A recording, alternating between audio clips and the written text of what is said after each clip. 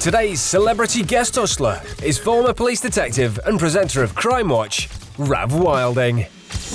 I don't know if I'd make a good hustler. I'd like to think I would, because my time in the police, obviously I've seen a lot of people get hustled themselves for real.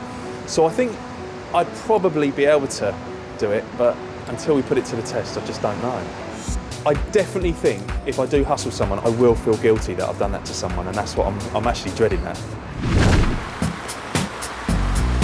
Rav has been told to go to a central London landmark and wait for instructions.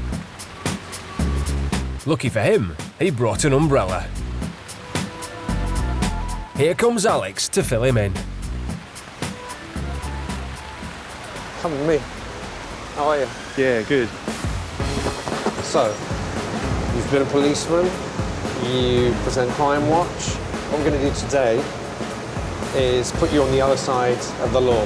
Okay. All right? So we're going to do a scam that was done in New Jersey a couple of years ago. It had the police fooled, but it also had some of the criminal underworld fooled as to how it was done. I'm intrigued. You're intrigued? Yeah, bring it on. Let's go. The good cop will have to turn bad cop in all that glitters.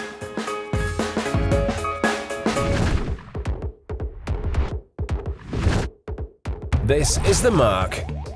He's on his way to a corporate office complex for a meeting.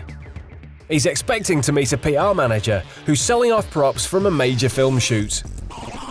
And he's in no doubt that he's come to the right place, because he walks straight into a press scrum. Can you give us a camera? Susie, can you give us one look, please? It looks like some celebrity starlet is trying to avoid a prying photographer. Susie, this way. Thank you. Actually, nothing is quite what it seems. The starlet is Jess, the paparazzo is Jazz, and that chauffeur is Alex. The little scene has been staged purely for the Mark's benefit, who now thinks PR man Paul must be the real deal. I'm Rob, nice to meet you. Come on upstairs. Paul takes the Mark into the office building. They head upstairs to sort out the purchase he's here for. Going through. Don't let it fool you. We don't have phones at work yet, but it's all good. It's a new place. It's nice. As they settle in, Paul has some bad news. So, I'm right in saying you're here about the netbooks from the Indian production, probably. I have to tell you, I'm afraid they haven't arrived yet. So the Mark is here to buy a laptop that's being sold off, along with other props from a film shoot. The only problem is the laptop hasn't turned up yet. Well, I mean, I'd love to do something for you guys. I've got somebody coming in, but let's see. Maybe Paul can offer him another computer instead. There's a BBC production that's using Apple's computers, I mean, like that type of thing. It won't be released for about a month or so. Before they can discuss alternate arrangements, another customer turns up. It's Rav, who's also here to buy something. Have you got a minute, Jack, or do I need to see you right now? I'm a bit early. Hang on. Do you mind waiting for 5 minutes? Let me take care of this, and then we'll see what we can do for you. I feel bad that you've come all this way. Just give me a couple of minutes. Sorry, guys. Paul asks the Mark to wait outside while he deals with Rav. Rav is here to buy some jewellery, also left over from the film. Good news. Yep. They've sent double. It's 18 to 22 carat. I will need 3 for it, not Rav 50. and Paul talk loud enough for the Mark to overhear. I've got 15, Rob, you know that. And I'm going away in the morning. I mean, can you get another 50 now? I mean... Not cash, I can't. Really? Can you split it? No. But Paul has got more goods than Rav can afford to buy. If only there was someone else nearby with money in his pocket. I can make some. Who are these geezers? Are they yours, are they? No, they've come to buy a couple of netbooks. They're... What do you reckon? I didn't Well, let realise me you ask could him. get I mean, that I one. don't, it's not, you know, Ask I'm not him. usually in the habit of asking guys to buy that right away. You guys brought money for the netbooks. Yeah. Would you be interested in making a little money today? Well, probably double your cash actually, if you're interested. It's probably nothing you want to keep, but you could sell it on by the end of the day. What do you think? Yeah, come on in. I'll tell you. Jack, grab that chair over there for me, will you? Pull it over. Paul has a little business proposition for the Mark. Even without that cheap laptop, he might be able to make this meeting worth his while. What we do at this company is we represent a lot of artists for press reasons, but what we also do is we represent productions. And Jack here is here to pick up something because it's a company who just made an Indian movie on the South Bank. They had a massive amount of gold, and so the excess is here. I've got double what I was expecting. What the prop manager has told me is it's 18 carat or better, which means it's very good gold. You can melt it, you'll make about 4 grand, but if you sell it wholesale, you could get about 5 for it. So if you've got 1,500, you're going to make about 1 grand at least with it. If you're interested, if not, then I'm sorry, there's nothing I can't split it up, you see. I've got to sell it all in one package and then give them the money. So Paul is offering some cut-price gold left over from a film shoot, which could be a nice little earner for the mark. Have you got it? We'll have a look at it. Yeah, let me go Okay. get it and have a look at it.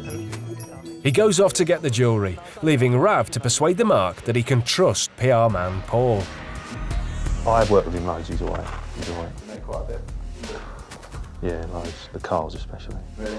Yeah, no, he's all right. He's all legit, but like I said, he can't take it to the jewellers because he's got to register himself and stuff, which he don't do. But let's have a look at it first. But obviously, if you want to get it tested, it's fine. We'll just get someone in here.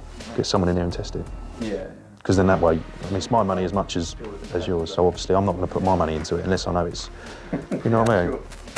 Yeah, so that way, if it's genuine, and if they say what it's worth, if they say it's worth 5 grand. Paul's back with the goods.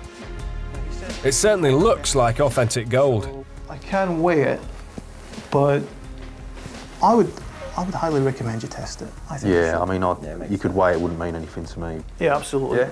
As nobody here is an expert in gold, maybe they should arrange for a professional to examine it. Paul helpfully supplies a local business directory. You guys want to bring somebody in? Yeah. Doesn't matter to me. What to do is have them invoice me. I'll take it out of my commission. Just take your fair pick. enough, Why don't you choose who it is? You'll pay for them to come here and value that. Yeah, no problem. But we choose who it is. It's down to the mark and his friend to arrange the test. That way, it's all above board. But will he really make that call? Just any goldsmith at all. A goldsmith will do, won't he? He's picked up the phone book. I can tell you if you call It's got to him, be today, mate. if we get him over here this afternoon, I know I'm not doing anything after 5.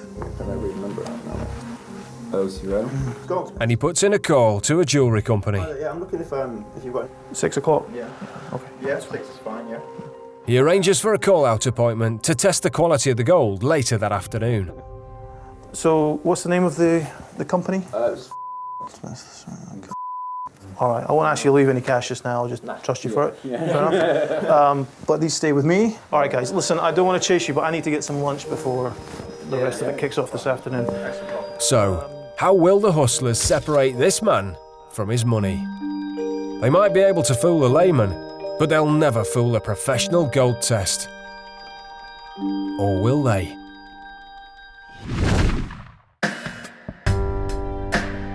It's early evening by the time the mark and his mate return to the PR company offices. Paul brings them back upstairs and gets out the gold chains, ready for inspection. So you come from far? And right on time, here comes Rav, along with the jeweller. I was going to have a look at the seat. All right, so this is what we've got. These are chains. She's brought along a professional gold testing kit. It contains bottles of acid that are used to determine how many carats or how pure the gold really is. Are you able to actually tell us whether it's 18 or 22? 9, 18, if it's fake, 22. Well, fake would be bad. Fake badge, yeah. Rather than check them all, which you're welcome to do, I would just pick whichever ones you want to test. If these chains are really 22 carat gold as Paul has promised, they'll be worth thousands of pounds. Lads, if you just want to pick a couple at random, just to check out. I'm thinking this one. That one? Quite thick and. Yeah, it's pretty thick and chunky, isn't it? Yeah. Start with that one. Right, guys, I'm going to start with the 9 carat.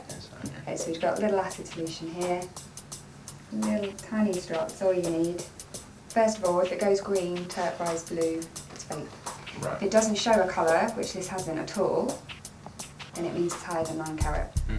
If this is cheap gold, the acid should make it change colour, but it stays the same. That means it's higher than 9 carat, but that's still a long way from the 22 carats Paul has promised. The next solution tests between 14 to 24 carats. Again, what you need to do. And as you can see, there's no colour change on that at all. Yeah. What's that one is? That indicates that it's 24 carat. So that's even better. Yeah. Nice one, Rob. So what's the value of that? The gold is worth even more than expected. No colour change means this isn't 22, but 24 carats. That's 99.9% pure gold. Do you want to have a look at that one just to make Yeah. that be sure? Is that right, that's it? Yeah. Rav wants to test another chain, just to be sure. Do you have anything to compare the test with, by the way? The mark's still being cautious. Like a 9 carat gold, something or other. Well, hopefully we're not going to see it. Oh God, I don't want to see one. I'm happy with those 24. You guys have a gold chain or anything? Nah, I don't wear jewellery. They'll have to rely on the jeweller's word. If there's no colour change again, this whole batch must be 24 carat gold.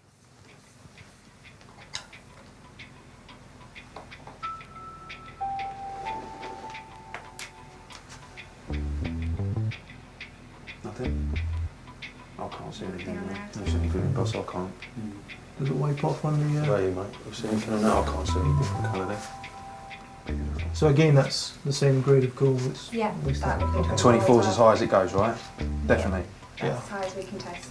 He takes a closer look to reassure himself. Oh, careful, careful. Yeah. Job done. The jeweller packs away the kit and says her goodbyes. Thanks again. Nice to meet you. Bye-bye. See you later. Thanks very much, thanks for coming over. So what's really going on? Are the hustlers going to sell the mark pure gold at a fraction of the market price? That's yours. That's yours. Not a chance. Because those chains are anything but 24 carat gold. So how did they fool not just the mark, but also the gold tester? Come on. Well, that's where the other hustlers came in. Their roles didn't end with the paparazzi scramble earlier on. As the mark was getting the hard sell from Paul, 18 carat or better, which means it's very good gold. Jess and Jazz were waiting for their cue in a nearby hotel room. Listen, I'm absolutely fine. You guys want to bring somebody in? Doesn't matter. The mark really did choose a genuine jeweller from the phone book. But the hustlers made a second appointment with the same company for mid-afternoon. Oh, hi. Nice to meet you. I'm Susie. Come in. Thanks for coming. No, that's okay. Jess and Jazz also had some gold they wanted testing in their hotel room. As you say, it's changed colour. Yeah. But the hustlers weren't interested in getting a proper valuation. It was all an excuse for Jazz to get close enough to film the exact make and model of testing kit with a concealed camera.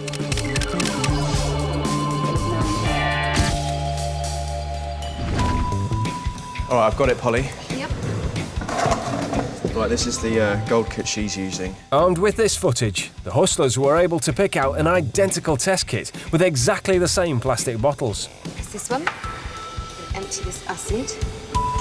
They emptied out the acid and replaced it with water and a touch of food colouring to make it match. Even the cheapest gold won't change colour if you test it with water instead of acid.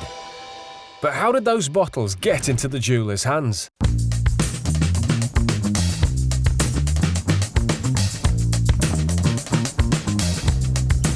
When she arrived at the office building that evening, she had to go through security. And the security guard just happened to be another hustler. First, I'm going to have to take you through security and have a quick look in your bags. It gave Alex an excuse to go through her bags. All he needed then was a little distraction. So what is this? It's a gold testing kit. That's where Rav came in. Oh, hi, you here to test the gold? Yeah. Brilliant. Hi, I'm Jack. How you doing? Yeah, I'm Annabelle. Whilst he distracted the jeweller, Alex replaced the acid bottles with ones containing water. Well, I'm one of the ones that's called you today, so you're actually going to do us a big favour just to make sure everything's okay. Yeah, no. Upstairs, is that all right? Yeah, of course. Brilliant. That all seems to be in order. I'll put that back in. There you go. Brilliant, thanks a lot. Thank you. Rav took her upstairs. Despite all the trickery, the hustlers still weren't sure they'd be able to fool the jeweller. So Paul asked her to test the chains in private before the mark arrived. We were told it was 18 and above. It hasn't changed colour at all, which means that it's 24 carat. Right. Once he was sure he would get the result he needed, he asked her to wait until his potential customer returned and then repeat the test for his benefit. So now, it's down to business. Paul weighs out the chains to work out how much gold they're dealing with. What do we have there? We have 167.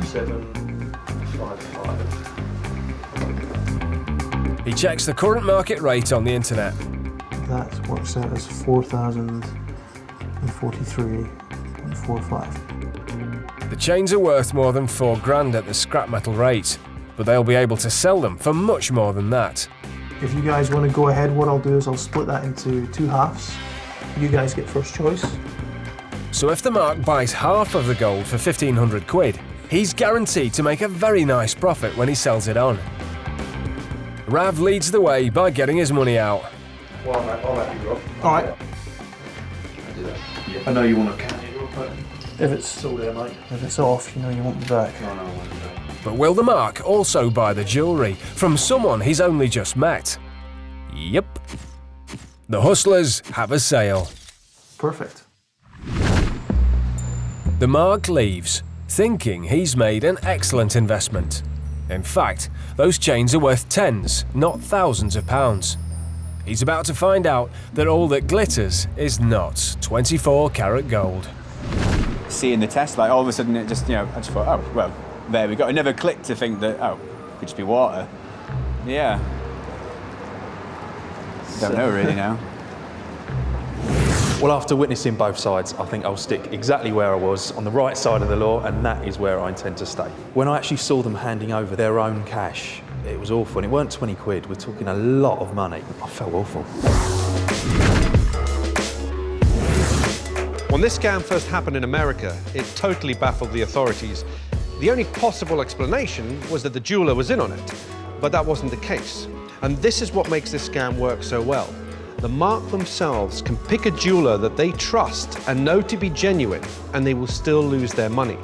Just as in our case, the jeweler was real, the test was real, but the gold certainly wasn't. People should say to themselves, when I got up this morning, did I really mean to go out and buy gold chains or jewellery from a complete stranger? This was a really professional con, but underlying it was a deal that looked too good to be true, and it wasn't true.